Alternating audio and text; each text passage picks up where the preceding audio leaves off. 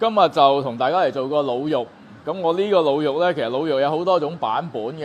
咁啊，我呢個滷肉就稍為近似於比較古早味，台灣省味道嗰隻滷肉。咁啊，大家見到配料，今日稍為複雜少少。咁其實做法呢都唔會太麻煩嘅。一，我哋用帶皮嘅五花肉，係連埋皮嘅，咁就切到佢細細嚿。咁切之前呢，我會焯咗水，切一條之後焯咗水，然之後再將佢切細粒。咁跟住見到有冬菇、有紅蘿蔔，呢兩樣嘢係我額外加落去嘅，因為我覺得冬菇第一佢野味啲，第二個紅蘿蔔可以去除一啲油膩嘅感覺，我中意俾少少蔬菜類嘅嘢落去。冰糖，呢個冰糖有100克冰糖，呢個係2500克嘅肉，因為有少少香葉，呢個亦都係我後期加落去，我覺得咁樣味道會豐富一啲。跟住嗱，你見到呢兩樣嘢、三樣嘢黑掹掹嘅咧，其實佢主要兩個部分構成嘅。一，佢提供豉香味，200克嘅生抽，100克嘅老抽，呢個提供咗更加多嘅鮮味，150克嘅蠔油。然之後我依家已經開始喺度炸緊，呢個係一個好重要嘅步驟。呢度有4個洋葱切咗絲，我哋要控制好中高油溫，去將佢炸成一個燶燶地，然之後葱酥，我哋叫葱酥，呢個就係一個做滷肉好關鍵嘅一樣嘢。咁嗰啲鹹甜味呢，大家後邊可以繼續去調嘅，包括老抽上色都可以後期稍微再調下。但係呢個葱酥係必須要有，我認為滷肉開住中細火，中大火，唔係中細火嚇，要中大火，一路炸到佢金黃色啊！將啲水分徹底蒸發晒，呢個可能要炸多3-4分鐘。嗱，我哋依家炸到個葱咧係有啲燶晒咁，唔需要擔心㗎，佢就係要咁樣。咁然之後氣泡，你會見到個油裏邊嘅氣泡越嚟越少，即係證明水分好乾啦。咁呢個時候咁嘅顏色，我哋就可以攞起佢啦。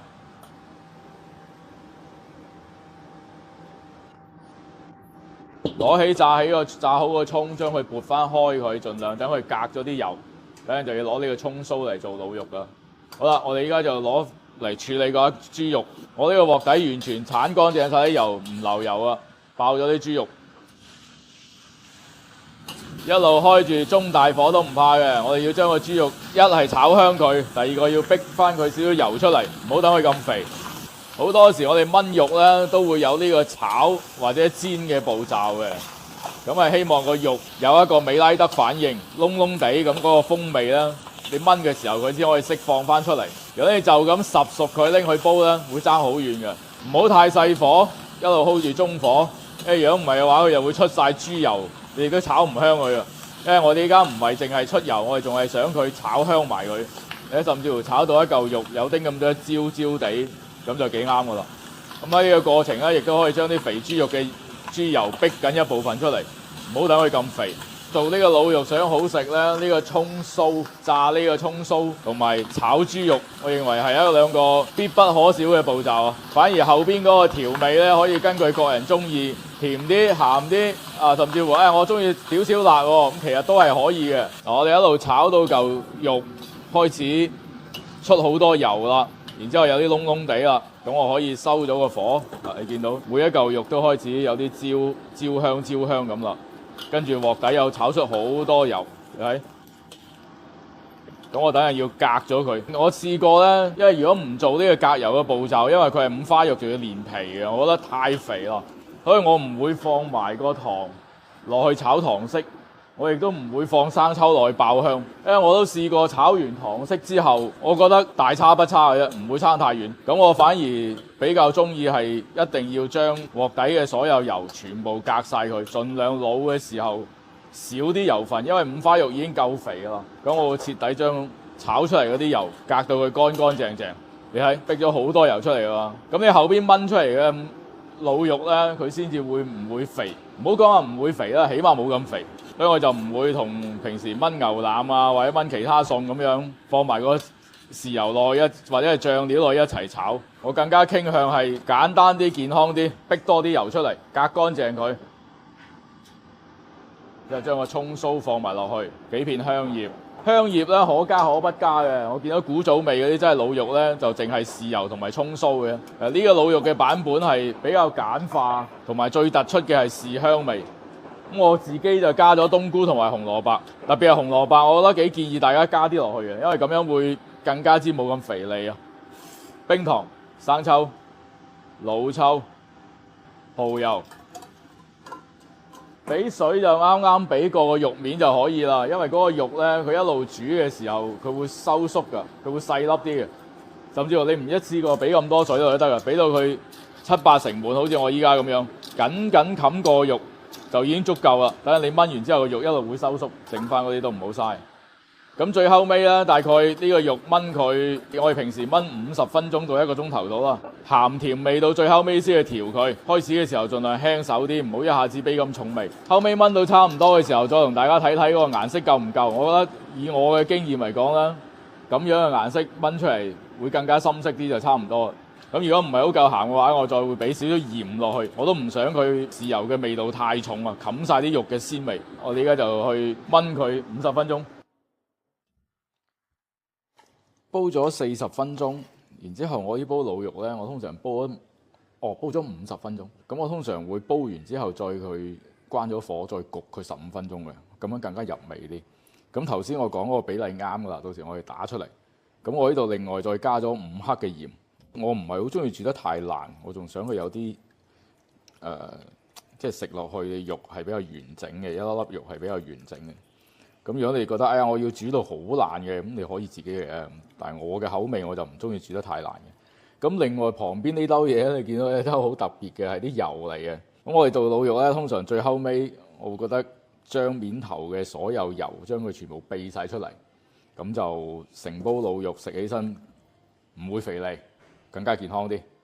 咁今日就同大家嘗試咗一下呢個比較簡單古早味嘅做法，一份鹵肉飯，一份鹵肉咧係可以食一大碗飯，大家翻嚟試下。今日同大家煮個特別啲嘅苦瓜，炒個特別啲嘅苦瓜。咁啊，先講材料先，好簡單嘅啫，輕輕醃過嘅牛肉，料頭有蒜片、洋葱、紅蘿蔔片，醬料就特別少少。我講嘅特別嘅意思就係咁啦。我哋今日要用沙爹醬嚟炒苦瓜。苦瓜要需要同大家講，嘥少少時間講一講嘅。嗱，你見到我焯咗水，切薄片，焯1分鐘。記得要熱水，要俾油，拎出嚟沖一沖水佢，然之後要索翻乾，咁佢會充分減少咗苦瓜嗰種大家唔中意嘅苦味。咁啊，材料好簡單，特別啲嘅就係苦瓜處理，然之後就可以開始啦。大家炒肉一定要記住熱鑊凍油，熱鑊嘅意思係你要見到個鑊有少少起煙，離咗火佢，油溫唔可以高，先炒牛肉先。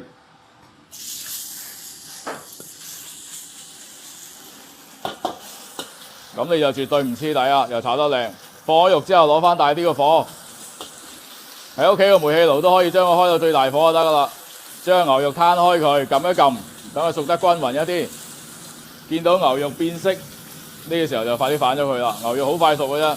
我係中意炒牛肉多過去拉油嘅，我覺得炒牛肉有啲焦香味，更加好食啲，同埋唔拉油又健康。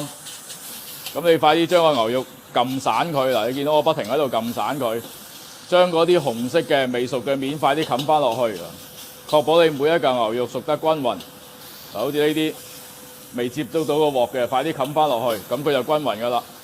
炒到佢有得8、9成熟就可以噶啦。等陣要同個苦瓜一齊炒，先攞起個牛肉先。我哋嚟洗一洗鑊，跟住就炒苦瓜。一個餸好味啦，唔好怕麻煩。鑊要洗乾淨，等佢唔好串味。苦瓜個鑊就唔好太熱啦，因為炒蔬菜你太熱嘅話，油溫同埋鑊嘅溫度都唔可以太高。如果唔係你放蔬菜落去就燶晒咯。炒蔬菜唔需要擔心佢黐底啊。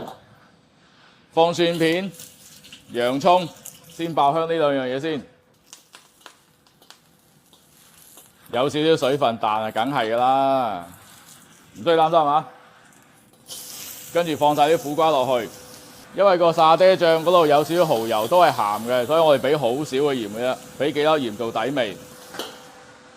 頭先我講過苦瓜沖過水，然之後你稍微揸乾啲嘅話，佢唔係好苦啊，我俾好少嘅糖就可以㗎啦。俾晒味撈勻佢，呢個時候你先可以攞翻大啲嘅火，咁你就唔需要擔心佢燶咗啊。呢個時候先將個苦瓜炒翻香佢。薄嘅苦瓜好快熟嘅呀，唔需要炒咁耐，等佢入咗味，炒翻香就可以啦。呢個時候收翻細個火，俾埋牛肉、沙爹醬、蠔油，一次過俾晒落去。嗱，醬都要炒少少時間先會香㗎。我之前都同大家講過，所以你盡量好似我咁偷懶嘅話，你就放佢喺中間，將個醬炒香佢先。好啦，呢個時候你可以連埋個苦瓜一齊炒，紅蘿蔔放埋落去，開到你最大嘅火，炒到佢起晒煙。到最後尾呢個步驟落咗醬，你要翻炒嘅速度要快好多㗎啦，唔可以停㗎。因為有醬嘅話就好容易黐底㗎啦。苦瓜比較索油，淋上嘅時候我哋會補少少油落去，再炒咗2下，搞掂。沙爹牛肉炒苦瓜，豉汁牛肉咧，大家平時成日食，沙爹味咧我都強烈推薦大家可以翻去試下嘅。咁呢個食出嚟會更加突出苦瓜嘅清甜味道。咁又有少少沙爹啊、蠔油呢種香味，會係除咗豉汁牛肉炒苦瓜之外，另外一個比較好嘅選擇嚟嘅。大家不妨翻去試下。好啦，咁我哋呢個沙爹牛肉炒苦瓜就搞掂啦，又係快手菜，翻屋企快啲試啦。嗰雜菜又係我好中意喺屋企煮飯又好，平時煮員工餐又好，我喺雪櫃攞到咩就食咩㗎啦。有2種菇。哎呀，我一下子都唔係好記得呢隻叫咩，好似叫真基菇啊！真基菇，跟住有呢隻我嗰日我又唔係好記得啦，求其啦係菇啦嚇。跟住見到有西蘭花，有啲青瓜啦，跟住有彩椒，就係咁簡單。先將蔬菜拖水先，拖水記得要俾油。咁我一次過分開放落去，因為熟嘅程度唔一樣嘅，青瓜梗係最尾㗎啦，西蘭花可以早啲，青瓜同彩椒放埋一齊可以最尾放。菇菌同西蘭花嘅時間差唔多。我會一齊放晒落去㗎啦。好啦，大概拖佢分零鐘，就可以將青瓜同埋彩椒一齊放埋落去。如果喺屋企煮飯，你個鑊冇我哋餐廳呢啲咁猛嘅話咧，我就勸你唔好好似我咁一次過分開佢拖水，因為你必須要保證個有溫度，佢先唔會發黑㗎。如果一次過俾太多材料落去，溫度唔夠嘅話，拖出嚟嘅菜會好黑。都係嗰句，炒青菜咧，唔需要太猛嘅，咁就材料亦都好簡單嘅，俾少少蒜片，就有啲蒜蓉味啦。收細個火，等蒜頭出咗味，你見到微微金黃色就出晒味啦。炒菜，因為今日有雜菇落去炒啦，我會做啲蠔油味嘅，所以前邊俾鹽嘅話，份量就會少啲。好似我咁樣俾，慢慢喺高處灑佢落去，咁就會均勻好多噶啦。好啦，呢個時候我會俾埋啲蠔油，再炒佢分零鐘。其實炒雜菜如果配搭得好咧，係幾好食㗎。咁簡單嘅配搭就係你有啲顏色啦，跟住如果有屋企有菇菌類嘅產品最好啦。咁再配一啲青菜，有葉又得，冇葉嘅又得，搞掂。上碟。呢啲菜式咧好簡單，又健康又好食。我覺得呢個配搭我係好中意嘅。平時喺屋企成日都會咁樣做。可以唔用青瓜嘅，可以用任何你自己中意嘅蔬菜嘅。但係我覺得菇菌啊，搭一啲彩椒類咧係比較好嘅配搭。咁就係蠔油炒雜菜。夏天咧，我哋就應該多啲食瓜，因為有葉嘅青菜唔靚。咁我哋今日嚟做節瓜。咁我手頭上蠔豉已經浸咗水，我哋等陣要落去連埋浸蠔豉嘅水去蒸佢10分鐘。好啦，蠔豉蒸咗10分鐘，攞佢出嚟。蒸完蠔豉，節瓜去咗囊，切，咁我哋就嚟喐手。油唔需要太熱，2片薑，蒸好咗嘅蠔豉記得要索乾水，好細嘅火，輕輕爆一爆。如果唔係，你就變咗蠔油啦。切好嘅節瓜落鑊，炒一炒香佢，簡單嚟調個味，2粒胡椒粉，幾粒鹽，蒸蠔豉嘅水，唔需要冚晒個瓜，7、8成就可以啦。冚蓋，10分鐘，時間到，睇下點樣。湯色奶白，節瓜亦都炆腍咗啦。咁呢個時候咧，我哋可以試下味。我頭先試過，真係好清甜。蠔豉一定要按我講咁去蒸一蒸佢，攞翻個原湯。蠔豉又出味又快熟，鹹度咧就爭少少，俾丁咁多蠔油，有少少顏色啦，同埋鮮味啲。我最中意係俾紅蘿蔔嘅，又好食又好睇。咁湯汁咧就個人中意啦。我啊中意將佢勾丁咁多芡，好似一個炆餸咁樣。搞掂。上碟，蠔豉外我咁樣處理，包保你嘅節瓜好食1萬倍。今日同大家分享嘅蠔豉炆節瓜。